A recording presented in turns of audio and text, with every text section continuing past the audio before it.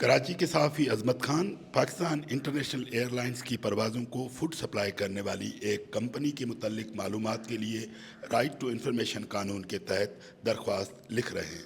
अज़मत खान ने मुख्तलिफ सरकारी इदारों से राइट टू इंफॉर्मेशन कानून के तहत मुख्तलिफ मालूमात लेने के लिए अब तक 600 से ज़ायद दरख्वास्तें दी हैं। राइट टू इंफॉर्मेशन लॉ के तहत कोई भी शहरी किसी भी सरकारी इदारे से मालूमात ले सकता है, मगर क्या पाकिस्तान में इस कानून पर अमल हो रहा है? कराची के सहाफ़ी अज़मत खान ने 600 से ज़ायद दरख्वास्तें दी। क्या उन्हें उन दरख्वास्तों पर मतलूबा मालूमात मिल सकी हैं?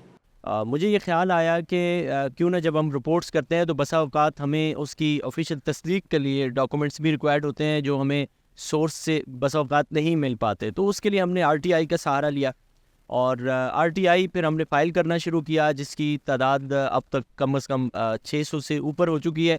कि मैंने सबसे ज़्यादा जो रिपोर्ट्स की हैं वो सिंध इंफॉर्मेशन कमीशन में की हैं और तकरीबन 30% जो हमारी दरख्वास्तें होती हैं या क्वेरीज़ होती हैं उसका जवाबात हमें नहीं मिले हैं। 70% के मोस्टली जवाबात मिल गए हैं और तकरीबन 2% आप इसको कह सकते हैं कि जो हमारी रिजेक्ट हुई हैं टेक्निकल वजूहात की बुनियाद पर। अब तक शायद 1-2 इदारे हैं जिसमें सिंध पुलिस बहुत एक्टिवली काम करती है और नैब जो है ये बहुत एक्टिवली काम करती है। आप इनको ख़त लिखें और ये फ़ौरन आपको विद इन 1 वीक ये आपको रिस्पॉन्ड करेंगे और डायरेक्ट आपको इन्फॉर्मेशन जो इनके पास होगी वो आपको मुहैया करेंगे। इसके अलावा मैंने शायद ही कोई इदारा देखा हो जो डायरेक्ट आपको इन्फॉर्मेशन दे, बल्कि जामिया कराची में अभी एक हमने इन्फॉर्मेशंस मांगी, उनसे तकरीबन 2 दर्जन के करीब हमारी इन्फॉर्मेशंस हो चुकी हैं मुकम्मल उनके पास। वो हम मांगते हैं वो हमें डायरेक्ट नहीं देते, हम उनको रिव्यू फाइल करते हैं तब भी नहीं देते। जब हम कमीशन में चले जाते हैं यानी कि अदालत में चले जाते हैं तब वो वहाँ ला करके देते हैं। वो पता नहीं ना जाने क्यों डरते हैं। मैं अपने तजर्बे की बुनियाद पर कहता हूँ सबसे एक्टिवली अगर आप कहेंगे तो फेडरल की है, फिर उसके बाद दूसरे नंबर पे सिंध इंफॉर्मेशन कमीशन जो है ये एक्टिव है, उसके बाद फिर खैबर पख्तूनख्वा है, पंजाब है और फिर लास्ट वन जो है वो बलूचिस्तान की बारी है। Shahid Jatoi right to information commission Sindh के चेयरमैन हैं। शहरियों की जानिब से मुख्तलिफ सरकारी इदारों को मालूमात के लिए लिखी गई दरख्वास्तों पर उन इदारों को पाबंद करते हैं कि वो मालूमात उन शहरियों को मुहैया करें। लोगों में आगाही पैदा की जाए, लोगों को बताया जाए कि मालूमात तक रसाई उनका बुनियादी हक़ है जो उन्हें आइन ने दिया है और उस आइन का में दिए गए हक़ को इस्तेमाल करने के लिए कौमी असम्बली ने और सूबाई असम्बलियों ने एक्ट पास किए हैं। हम लोगों को बताते हैं। जून 2022 से अब तक 1100 कंप्लेंट्स हमारे पास आई हैं।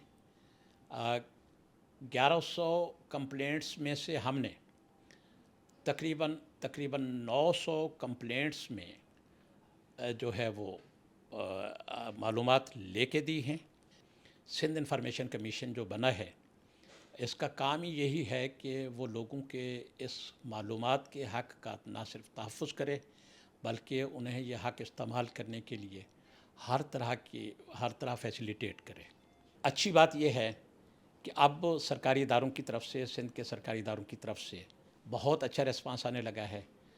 पहले हम एक नोटिस भेजते थे, फिर दूसरा भेजते थे, फिर शोकास करते थे, फिर दूसरा शोकास करते थे और पेनल्टी तक पहुंच जाते थे। सरकारी इदारे रिस्पांस नहीं करते थे। लेकिन अब हमें पहले नोटिस पे या दूसरे नोटिस पे ना सिर्फ मालूमात मिल जाती हैं, कम कंप्लेंट्स आ रही थी हमारे पास, लेकिन अब आगाही आ रही है। सिविल सोसाइटी भी इसके लिए काम कर रही है, मीडिया भी इसके लिए काम कर रहा है, हम भी अवेयरनेस कैंपेन्स चला रहे हैं। तो आपको ये जानकर हैरत होगी कि पिछले 5-6 महीने से कोई हर महीने औसतन 100 से ज़्यादा कंप्लेंट्स हमारे पास आ रही। Doctor Murtaza Khoro advocate Sindh high court के वकील हैं।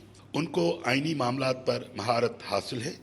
सिंध में राइट टू इंफॉर्मेशन कानून पर अमल न होने के खिलाफ उन्होंने सिंध हाई कोर्ट में पिटीशन दायर की है। 2 चीज़ें हैं इसमें। एक तो इन्फॉर्मेशन मिलनी चाहिए, हर ऑफिस को इन्फॉर्मेशन देनी चाहिए और पूरी उसमें हर ऑफिस को उन पब्लिक बॉडी करार दिया है। दूसरा, उनको खुद से प्रोएक्टिवली डिस्क्लोज करनी है इन्फॉर्मेशन और वो हर उसको अंग्रेज़ी में कहते हैं डिसमिनेट करनी है, यानी हर जगह वो इन्फॉर्मेशन देनी होती है।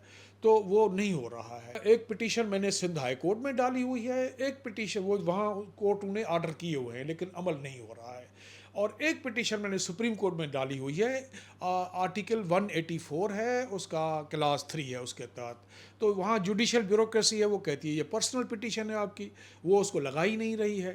اگر ان پہ عمل ہو جائے تو آپ جو کرپشن یہاں ہو رہی ہے, ریمپنٹ کرپشن ہے, ہر فیڈرل لیول پہ بھی ہے, پروونسز میں بھی ہے, یہ کم سے کم 70-80% کم ہو جائے گی. اور اگر 70-80% کم ہو جائے گی تو آپ سمجھ سکتے ہیں کہ 70-80% حالات بہتر ہو جائیں گے.